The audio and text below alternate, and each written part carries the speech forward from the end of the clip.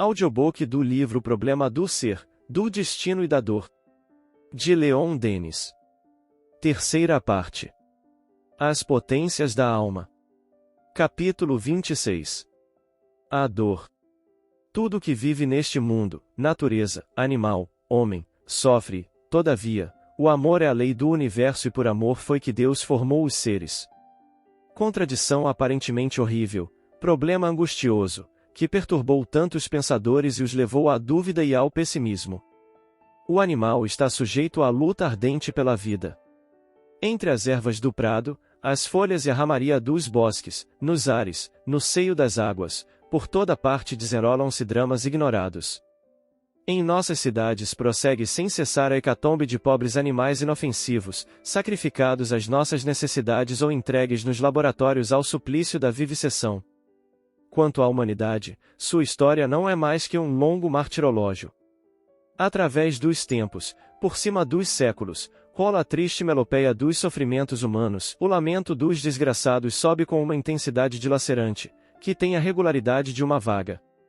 A dor segue todos os nossos passos, espreita-nos em todas as voltas do caminho. E diante desses finge que o fita com seu olhar estranho, o homem faz a eterna pergunta: por que existe a dor? É, no que lhe concerne, uma punição, uma expiação, como o dizem alguns. É a reparação do passado, o resgate das faltas cometidas? Fundamentalmente, a dor é uma lei de equilíbrio e educação. Sem dúvida, as falhas do passado recaem sobre nós com todo o seu peso e determinam as condições de nosso destino.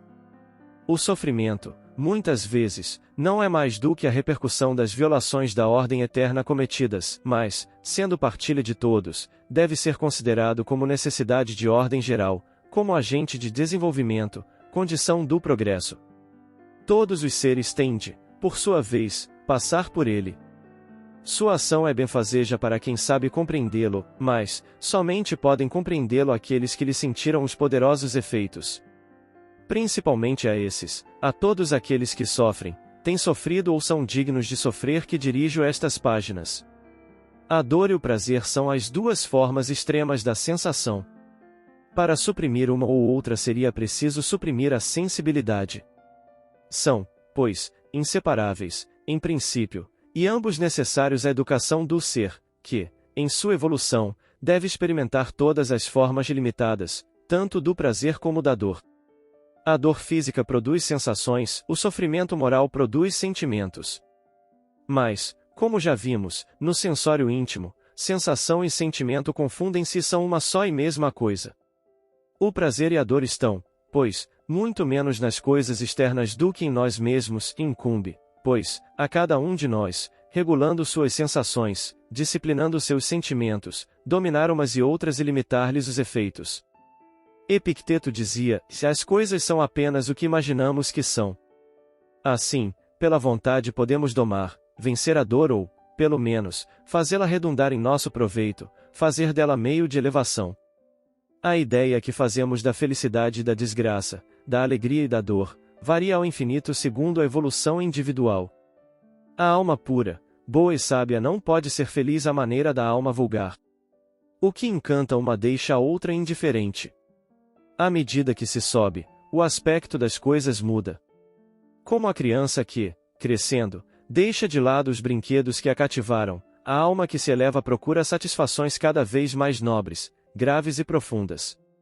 O espírito que julga com superioridade e considera o fim grandioso da vida achará mais felicidade, mais serena paz num belo pensamento, numa boa obra, num ato de virtude e até na desgraça que purifica, do que em todos os bens materiais e no brilho das glórias terrestres, porque estas o perturbam, corrompem, embriagam ficticiamente. É muito difícil fazer entender aos homens que o sofrimento é bom. Cada qual quereria refazer e embelezar a vida à sua vontade, adorná-la com todos os deleites, sem pensar que não há bem sem dor, ascensão sem suores e esforços. A tendência geral consiste em fecharmos-nos no estreito círculo do individualismo, do cada um por si. Por essa forma, o homem abate-se, reduz a estreitos limites tudo quanto nele é grande, tudo que está destinado a desenvolver-se, a estender-se, a dilatar-se, a desferir voo, o pensamento, a consciência, numa palavra, toda a sua alma. Ora, os gozos, os prazeres e a ociosidade estéril não fazem mais do que apertar esses limites, acanhar nossa vida e nosso coração. Para quebrar esse círculo, para que todas as virtudes ocultas se expandam à luz, é necessária a dor. A desgraça e as provações fazem jorrar em nós as fontes de uma vida desconhecida e mais bela. A tristeza e o sofrimento fazem-nos ver, ouvir, sentir mil coisas, delicadas ou fortes, que o homem feliz ou o homem vulgar não podem perceber.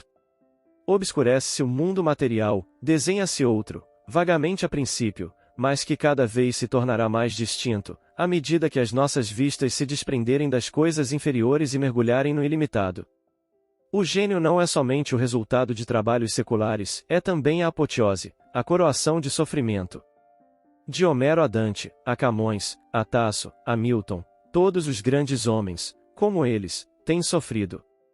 A dor fez-lhes vibrar a alma, inspirou-lhes a nobreza dos sentimentos, a intensidade da emoção que souberam traduzir com os acentos do gênio e que os imortalizou. É na dor que mais sobressaem os cânticos da alma. Quando ela atinge as profundezas do ser, faz de lá saírem os gritos eloquentes, os poderosos apelos que comovem e arrastam as multidões. Dá-se o mesmo com todos os heróis, com todos os grandes caracteres, com os corações generosos, com os espíritos mais eminentes. Sua elevação mede-se pela soma dos sofrimentos que passaram. Ante a dor e a morte, a alma do herói e do mártir revela-se em sua beleza comovedora, em sua grandeza trágica, que toca às vezes o sublime e o nimba de uma luz inextinguível. Suprimi a dor e suprimireis, ao mesmo tempo, o que é mais digno de admiração neste mundo, isto é, a coragem de suportá-la. O mais nobre ensinamento que se pode apresentar aos homens não é a memória daqueles que sofreram e morreram pela verdade e pela justiça? Há coisa mais augusta, mais venerável que seus túmulos? Nada iguala o poder moral que daí provém. As almas que deram tais exemplos avultam aos nossos olhos com os séculos e parecem, de longe, mais imponentes ainda, são outras tantas fontes de força e beleza onde vão retemperar-se as gerações. Através do tempo e do espaço, sua irradiação, como a luz dos astros, estende-se sobre a terra. Sua morte gerou a vida, e sua lembrança, como aroma sutil, vai lançar em toda parte a semente dos entusiasmos futuros. Como nos ensinaram essas almas, pela dedicação e pelo sofrimento dignamente suportados que se sobem os caminhos do céu. A história do mundo não é outra coisa mais que a sagração do espírito pela dor. Sem ela, não pode haver virtude completa, nem glória imperecível. É necessário sofrer para adquirir e conquistar. Os atos de sacrifício aumentam as radiações psíquicas. Há como que uma esteira luminosa que segue, no espaço, os espíritos dos heróis e dos mártires. Aqueles que não sofreram mal podem compreender essas coisas, porque neles só a superfície do ser está arroteada, valorizada. A falta de largueza em seus corações, de efusão em seus sentimentos, seu pensamento abrange horizontes acanhados. São necessários os infortúnios e as angústias para dar à alma seu aveludado, sua beleza moral, para despertar seus sentidos adormecidos. A vida dolorosa é um alambique onde se destilam os seres para mundos melhores. A forma, como o coração, tudo se embeleza por ter sofrido. Já nesta vida, não sei que de grave e enternecido nos rostos que as lágrimas sulcaram muitas vezes. Tomam uma expressão de beleza austera, uma espécie de majestade que impressiona e seduz. Michelangelo adotará como norma de proceder os preceitos seguintes: concentra-te, faze como o escultor faz a obra que quer aformosear. Tira o supérfluo, aclara o obscuro, difunde a luz por tudo e não largues o cinzel. Máxima sublime, que contém o princípio de todo o aperfeiçoamento íntimo.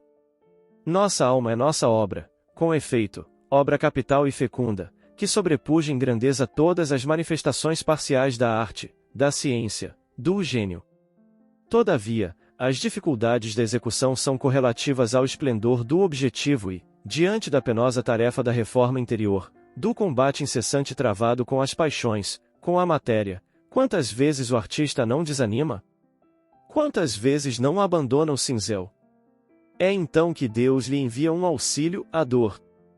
Ela cava ousadamente nas profundezas da consciência onde o trabalhador hesitante e inábil não podia ou não sabia chegar, desobstrui-lhe os recessos, modela-lhe os contornos, elimina ou destrói o que era inútil ou ruim e, do mármore frio, informe, sem beleza, da estátua feia e grosseira, que nossas mãos mal tinham esboçado, faz surgir com o tempo a estátua viva, a obra-prima incomparável, as formas harmoniosas e suaves da divina psique. A dor não fere somente os culpados. Em nosso mundo, o homem honrado sofre tanto quanto o mal, o que é explicável. Em primeiro lugar, a alma virtuosa é mais sensível por ser mais adiantado o seu grau de evolução, depois, estima muitas vezes e procura a dor, por lhe conhecer todo o valor. Há dessas almas que só vêm a este mundo para dar o exemplo da grandeza no sofrimento, são, por sua vez, missionários e sua missão não é menos bela e comovedora que a dos grandes reveladores. Encontram-se em todos os tempos e ocupam todos os planos da vida, estão em pé nos cimos resplandecentes da história e para encontrá-las é preciso ir procurá-las no meio da multidão onde se acham, escondidas e humildes. Admiramos o Cristo, Sócrates, Antígono, Joana d'Arc, mas quantas vítimas obscuras do dever ou do amor caem todos os dias e ficam sepultadas no silêncio e no esquecimento. Entretanto, não são perdidos seus exemplos, eles iluminam toda a vida dos poucos homens que os presenciaram. Para que uma vida seja completa e fecunda, não é necessário que nela superabundem os grandes atos de sacrifício, nem que arremate uma morte que a sagre aos olhos de todos. Tal existência, aparentemente apagada e triste, indistinta e despercebida, é, na realidade, um esforço contínuo, uma luta de todos os instantes contra a desgraça e o sofrimento. Não somos juízes de tudo o que se passa no recôndito das almas, muitas, por pudor, escondem chagas dolorosas, males cruéis, que as tornariam tão interessantes aos nossos olhos como os mártires mais célebres. Torna também essas almas grandes e heróicas o combate ininterrupto que pelejam contra o destino. Seus triunfos ficam ignorados, mas todos os tesouros de energia, de paixão generosa, de paciência ou amor, que elas acumulam nesse esforço de cada dia, constituir-lhes um capital de força, de beleza moral que pode, no além, fazê-las iguais às mais nobres figuras da história. Na oficina augusta onde se forjam as almas não são suficientes o gênio e a glória para fazê-las verdadeiramente formosas. Para dar-lhes o último traço sublime tem sido sempre necessária a dor. Se certas existências se tornaram, de obscuras que eram, tão santas e sagradas como dedicações célebres, é que nelas foi contínuo o sofrimento. Não foi somente uma vez, em tal circunstância ou na hora da morte, que a dor as elevou acima de si mesmas e as apresentou à admiração dos séculos, foi por ter sido toda a sua vida uma imolação constante. E essa obra de longo aperfeiçoamento, esse lento desfilar das horas dolorosas, essa afinação misteriosa dos seres que se preparam, assim, para as derradeiras ascensões, força a admiração dos próprios espíritos. É esse espetáculo comovedor que lhes inspira a vontade de renascerem entre nós, a fim de sofrerem e morrerem outra vez por tudo o que é grande, por tudo o que amam e para, com esse novo sacrifício, tornarem mais vivo o próprio brilho. Feitas essas considerações de ordem geral, retomemos a questão nos seus elementos primários. A dor física é, em geral, um aviso da natureza, que procura preservar-nos dos excessos. Sem ela, abusaríamos de nossos órgãos a ponto de os destruirmos antes do tempo. Quando um mal perigoso se vai insinuando em nós, que aconteceria se não lhe sentíssemos logo os efeitos desagradáveis? Iria cada vez lavrando mais, invadir-nos-ia e secaria em nós as fontes da vida. Ainda quando, persistindo em desconhecer os avisos repetidos da natureza, deixamos a doença desenvolver-se em nós, pode ela ser um benefício, se, causada por nossos abusos e vícios, nos ensinar a detestá-los e a corrigir-nos deles. É necessário sofrer para nos conhecermos e conhecermos bem a vida. Epicteto, que gostamos de citar, dizia também, e é falso dizer-se que a saúde é um bem e a doença um mal. Usar bem da saúde é um bem, usar mal é um mal. De tudo se tira o bem, até da própria morte. Às almas fracas a doença ensina a paciência, a sabedoria, o governo de si mesmas. Às almas fortes pode oferecer compensações de ideal, deixando ao espírito o livre voo de suas aspirações até ao ponto de esquecer os sofrimentos físicos. A ação da dor não é menos eficaz para as coletividades do que o é para os indivíduos. Não foi graças a ela que se constituíram os primeiros agrupamentos humanos? Não foi a ameaça das feras, da fome, dos flagelos que obrigou o indivíduo a procurar seu semelhante para se lhe associar? Foi da vida comum, dos sofrimentos comuns, da inteligência e labor comuns que saiu toda a civilização, com suas artes, ciências e indústrias. A dor física, pode-se também dizer, resulta da desproporção entre nossa fraqueza corporal e a totalidade das forças que nos cercam, forças colossais e fecundas, que são outras tantas manifestações da vida universal. Apenas podemos assimilar ínfima parte delas, mas, atuando sobre nós, elas trabalham por aumentar, por alargar incessantemente a esfera de nossa atividade e a gama de nossas sensações. Sua ação sobre o corpo orgânico repercute na forma fluídica, contribui para enriquecê-la, dilatá-la, torná-la mais impressionável, numa palavra, apta para novos aperfeiçoamentos. O sofrimento, por sua ação química, tem sempre um resultado útil, mas esse resultado varia infinitamente segundo os indivíduos e seu estado de adiantamento. Apurando o nosso invólucro material, dá mais força ao ser interior, mais facilidade para se desapegar das coisas terrenas. Em outros, mais adiantado no seu grau de evolução, atuará no sentido moral. A dor é como uma asa dada à alma escravizada pela carne para ajudá-la a desprender-se e a elevar-se mais alto. O primeiro movimento do homem infeliz é revoltar-se sob os golpes da sorte. Mais tarde, porém, depois de o espírito ter subido os aclives e quando contempla o escabroso caminho percorrido, o desfiladeiro movediço de suas existências, é com um enternecimento alegre que se lembra das provas, das tribulações com cujo auxílio pôde alcançar o cimo. Se, nas horas da provação, soubéssemos observar o trabalho interno, a ação misteriosa da dor em nós, em nosso eu, em nossa consciência, compreenderíamos melhor sua obra sublime de educação e aperfeiçoamento. Veríamos que ela fere sempre a corda sensível. A mão que dirige o cinzel é a de um artista incomparável, que não se cansa de trabalhar, enquanto não tenha arredondado, polido, desbastado as arestas de nosso caráter. Para isso voltará tantas vezes a carga quantas sejam necessárias. E, sob a ação das marteladas repetidas, forçosamente a arrogância e a personalidade excessiva hão de cair nesse indivíduo, a moleza, a apatia e a indiferença desaparecerão em outro, a dureza, a cólera e o furor, num terceiro. Para todos terá processos diferentes, infinitamente variados segundo os indivíduos, mas em todos agirá com eficácia, de modo a provocar ou desenvolver a sensibilidade, a delicadeza, a bondade, a ternura, a fazer sair das dilacerações e das lágrimas alguma qualidade desconhecida que dormia silenciosa no fundo do ser ou então uma nobreza nova, adorno da alma, para sempre adquirida. Quanto mais a alma se eleva, cresce, se faz bela, tanto mais a dor se espiritualiza e torna sutil. Os maus precisam de numerosas operações como as árvores de muitas flores para produzirem alguns frutos. Porém, quanto mais o ser humano se aperfeiçoa, tanto mais admiráveis se tornam nele os frutos da dor. As almas gastas, mal desbastadas, tocam os sofrimentos físicos, as dores violentas, as egoístas, as avarentas hão de caber às perdas de fortuna, as negras inquietações, os tormentos do espírito. Depois, aos seres delicados, as mães, as filhas, as esposas, as torturas ocultas, as feridas do coração. Aos nobres pensadores, aos inspiradores, a dor sutil e profunda que faz brotar o grito sublime, o relâmpago do gênio. Assim, por trás da dor, há alguém invisível que lhe dirige a ação e a regula segundo as necessidades de cada um, com uma arte, uma sabedoria infinitas, trabalhando por aumentar nossa beleza interior nunca acabada, sempre continuada, de luz em luz, de virtude em virtude, até que nos tenhamos convertido em espíritos celestes. Por mais admirável que possa parecer à primeira vista, a dor é apenas um meio de que usa o poder infinito para nos chamar a si e, ao mesmo tempo, tornar-nos mais rapidamente acessíveis à felicidade espiritual, única duradoura. É, pois, realmente, pelo amor que nos tem, que Deus envia o sofrimento. Fere-nos, corrige-nos como a mãe corrige o filho para educá-lo e melhorá-lo, trabalha incessantemente para tornar dóceis, purificar e embelezar nossas almas, porque elas não podem ser verdadeiras, completamente felizes, senão na medida correspondente às suas perfeições.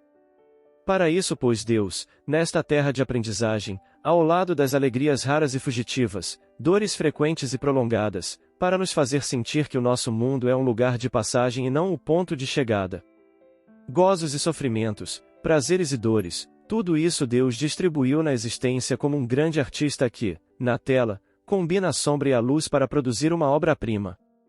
O sofrimento nos animais é já um trabalho de evolução para o princípio de vida que existe neles, adquirem, por esse modo, os primeiros rudimentos de consciência, e o mesmo sucede com o ser humano nas suas reencarnações sucessivas. Se, desde as primeiras estadas na Terra, a alma vivesse livre de males, ficaria inerte, passiva, ignorante das coisas profundas e das forças morais que nela jazem. O alvo a que nos dirigimos está à nossa frente, nosso destino é caminhar para ele sem nos demorarmos no caminho. Ora, as felicidades deste mundo imobilizaram-nos, há atrasos, há esquecimentos, mas quando a demora é excessiva, vem a dor e impele-nos para a frente. Desde que para nós se abre uma fonte de prazeres, por exemplo, na mocidade o amor, o matrimônio, e nos inebriamos no encanto das horas abençoadas, é bem raro que pouco depois não sobrevenha uma circunstância imprevista e o aguilhão faz-se sentir. À medida que avançamos na vida, as alegrias diminuem e as dores aumentam, o corpo e o fardo da vida tornam-se mais pesados. Quase sempre a existência começa na felicidade e finda na tristeza. O declínio traz, para a maior parte dos homens, o período moroso da velhice com suas lassidões, enfermidades e abandonos. As luzes apagam-se, as simpatias e as consolações retiram-se, os sonhos e as esperanças desvanecem-se, abrem-se, cada vez mais numerosas, as covas em volta de nós. É então que vêm as longas horas de imobilidade, inação, sofrimento, obrigam-nos a refletir, a passar muitas vezes em revista os atos e as lembranças de nossa vida. É uma prova necessária para que a alma, antes de deixar seu invólucro, adquira a madureza, o critério e a clarividência das coisas que serão o remate de sua carreira terrestre. Por isso, quando amaldiçoamos as horas aparentemente estéreis e desoladas da velhice enferma, solitária, desconhecemos um dos maiores benefícios que a natureza nos proporciona, esquecemos que a velhice dolorosa é o cadinho onde se completam as purificações. Nesse momento da existência, os raios e as forças que, durante os anos da juventude e da virilidade, dispersávamos para todos os lados em nossa atividade e exuberância, concentram-se, convergem para as profundezas do ser, ativando a consciência e proporcionando ao homem mais sabedoria e juízo. Pouco a pouco vai-se fazendo a harmonia entre os nossos pensamentos e as radiações externas, a melodia íntima afina com a melodia divina. Há, então, na velhice resignada, mais grandeza e mais serena beleza que no brilho da mocidade e no vigor da idade madura. Sob a ação do tempo, o que há de profundo, de imutável em nós, desprende-se a fronte dos velhos auréola-se de claridades do além. A todos aqueles que perguntam, para que serve a dor? Respondo, para polir a pedra, esculpir o mármore, fundir o vidro, martelar o ferro. Serve para edificar e ornar o templo magnífico, cheio de raios, de vibrações, de hinos, de perfumes, onde se combinam todas as artes para exprimirem o divino, prepararem a apoteose do pensamento consciente, celebrarem a libertação do espírito. E vede qual o resultado obtido. Com o que eram em nós elementos esparsos, materiais informes, às vezes até, no vicioso e decaído, ruínas e destroços, a dor levantou, construiu no coração do homem um altar esplêndido à beleza moral, à verdade eterna. A estátua, nas suas formas ideais e perfeitas, está escondida no bloco grosseiro. Quando o homem não tem a energia, o saber e a vontade de continuar a obra, então, dissemos, vem a dor. Ela pega no martelo, no cinzel e, pouco a pouco, a golpes violentos, ou, então, sob o vagaroso e persistente trabalho do buril, a estátua viva desenha-se em seus contornos flexíveis e maravilhosos. Sob o quartzo despedaçado cintila a esmeralda. Sim, para que a forma se desenvolva em suas linhas puras e delicadas, para que o espírito triunfe da substância, para que o pensamento rebente em ímpetos sublimes e o poeta ache os acentos imortais, o músico os suaves acordes, precisam nossos corações do aguilhão do destino, do luto e das lágrimas, da ingratidão, das traições da amizade e do amor, das angústias e das dilacerações, são precisos os esquifes adorados que descem à terra, a juventude que foge, a gelada velhice que sobe, as decepções. As tristezas amargas que se sucedem. O homem precisa do sofrimento como o fruto da videira precisa do lagar para se lhe extrair o licor precioso. Consideremos ainda o problema da dor sob o ponto de vista das sanções penais. Censuraram a Allan Kardec por ter em suas obras repassado a ideia de castigo e expiação, que suscitou numerosas críticas. Disse que ela dá uma falsa noção da ação divina e implica um luxo de punições incompatível com a suprema bondade. Essa apreciação resulta de um exame muito superficial das obras do grande iniciador. A ideia, a expressão de castigo, excessiva talvez quando ligada a certas passagens insoladas, mal interpretadas em muitos casos, atenua-se e apaga-se quando se estuda a obra inteira. É principalmente na consciência, bem o sabemos, que está a sanção do bem ou do mal. Ela registra minuciosamente todos os nossos atos, e mais cedo ou mais tarde, erige-se em juiz severo para o culpado que, em consequência de sua evolução, acaba sempre por lhe ouvir a voz e sofrer as sentenças. Para o espírito, as lembranças do passado unem-se no espaço ao presente e formam um todo inseparável, vive ele fora da duração, além dos limites do tempo, e sofre tão vivamente pelas faltas há muito cometidas como pelas mais recentes, por isso pede muitas vezes uma reencarnação rápida e dolorosa, que resgatará o passado, conquanto dê tréguas às recordações importunas. Com a diferença de plano, o sofrimento mudará de aspecto. Na Terra será simultaneamente físico e moral e constituirá um modo de reparação, mergulhará o culpado em suas chamas para purificá-lo, tornará a forjar a alma, deformada pelo mal, na bigorna das provas. Assim, cada um de nós pode ou poderá apagar seu passado, as tristes páginas do princípio da sua história, as faltas graves cometidas quando era apenas espírito ignorante ou arrebatado. Pelo sofrimento aprendemos a humildade, ao mesmo tempo que a indulgência e a compaixão para com todos os que sucumbem em volta de nós sob o impulso dos instintos inferiores, como tantas vezes nos sucedeu a nós mesmos outrora. Não é, pois, por vingança que a lei nos pune, mas porque é bom e proveitoso sofrer, pois que o sofrimento nos liberta, dando satisfação à consciência, cujo veredicto ela executa. Tudo se resgata e repara pela dor. Vimos, uma arte profunda nos processos que ela emprega para modelar a alma humana e, quando esta se transvia, reconduzi-la à ordem sublime das coisas. Tem-se falado muitas vezes de uma pena de talião. Na realidade, a reparação não se apresenta sempre sob a mesma forma que a falta cometida, as condições sociais e a evolução histórica opõem-se a isso. Ao mesmo tempo que os suplícios da Idade Média, têm desaparecido muitos flagelos, todavia, a soma dos sofrimentos humanos apresenta-se, sob as suas formas variadas, inumeráveis, sempre proporcionada à causa que os produz. Debalde se realizam progressos, se estende a civilização, se desenvolvem a higiene e o bem-estar, doenças novas aparecem e o homem é impotente para curá-las. Cumpre reconhecer nisso a manifestação da lei superior de equilíbrio, da qual havemos falado. A dor será necessária enquanto o homem não tiver posto o seu pensamento e os seus atos de acordo com as leis eternas, deixará de se fazer sentir logo que se fizer a harmonia. Todos os nossos males provêm de agirmos num sentido oposto à corrente divina, se tornarmos a entrar nessa corrente, a dor desaparece com as causas que a fizeram nascer.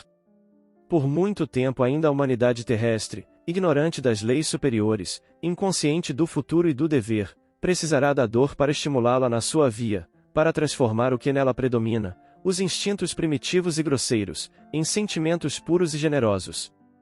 Por muito tempo terá o homem de passar pela iniciação amarga para chegar ao conhecimento de si mesmo e do alvo a que deve mirar. Presentemente ele só cogita de aplicar suas faculdades e energias em combater o sofrimento no plano físico, a aumentar o bem-estar e a riqueza, a tornar mais agradáveis as condições da vida material, mas será em vão. Os sofrimentos poderão variar, deslocar-se, mudar de aspecto, a dor persistirá, enquanto o egoísmo e o interesse regerem as sociedades terrestres, enquanto o pensamento se desviar das coisas profundas, enquanto a flor da alma não tiver desabrochado. Todas as doutrinas econômicas e sociais serão impotentes para reformar o mundo, para aliviar os males da humanidade, porque assentam em base muito acanhada e porque põem só na vida presente a razão de ser, o fim da existência e de todos os esforços. Para acabar com o mal social é necessário elevar a alma humana à consciência do seu papel, Fazer-lhe compreender que sua sorte somente dela depende e que sua felicidade será sempre proporcional à extensão de seus triunfos sobre si mesma e de sua dedicação às outras. Então a questão social será resolvida por meio da substituição do personalismo exclusivo e apertado pelo altruísmo. Os homens sentir-se irmãos e iguais perante a lei divina, que distribui a cada um os bens e os males necessários à sua evolução, os meios de vencer a si próprio e acelerar sua ascensão. Somente daí em diante a dor verá seu império restringir-se. Fruto da ignorância e da inferioridade, fruto do ódio, da inveja, do egoísmo, de todas as paixões animais que se agitam ainda no fundo do ser humano, desaparecerá com as causas que a produzem, graças a uma educação mais elevada, a realização em nós da beleza moral, da justiça e do amor. O mal moral existe na alma somente em suas dissonâncias com a harmonia divina.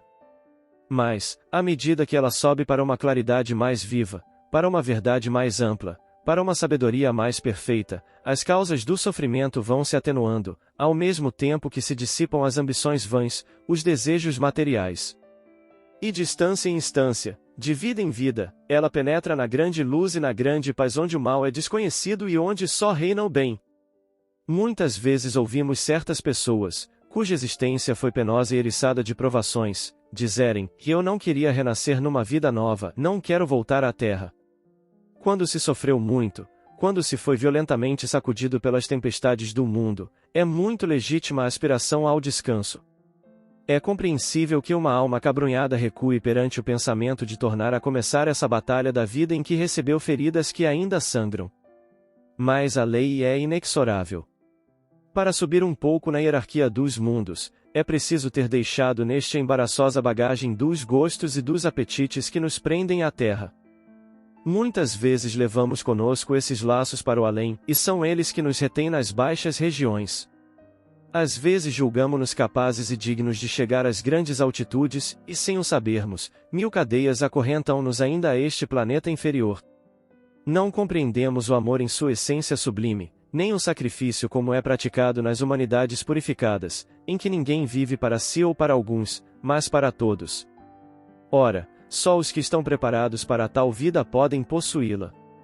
Para nos tornarmos dignos dela, será preciso desçamos de novo ao cadinho, à fornalha, onde se fundirão como cera as durezas do nosso coração.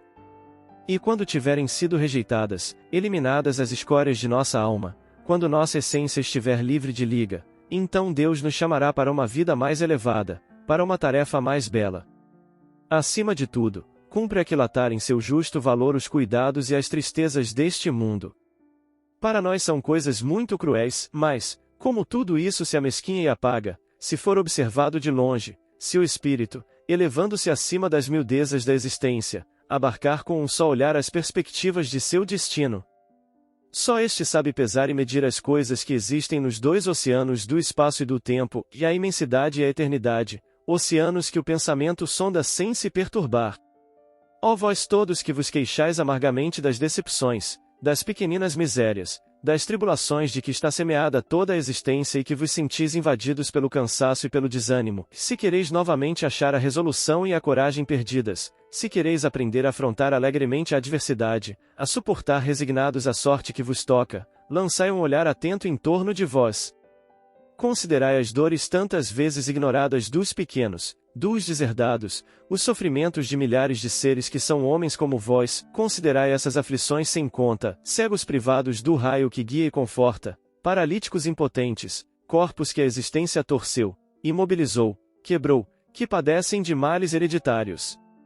E os que carecem do necessário, sobre quem sopra, glacial, o inverno. Pensai em todas essas vidas tristes, obscuras, miseráveis, comparai vossos males muitas vezes imaginários com as torturas de vossos irmãos de dor, e julgar-vos-eis menos infelizes, ganhareis paciência e coragem e de vosso coração descerá sobre todos os peregrinos da vida, que se arrastam acabrunhados no caminho árido, o sentimento de uma piedade sem limites e de um amor imenso.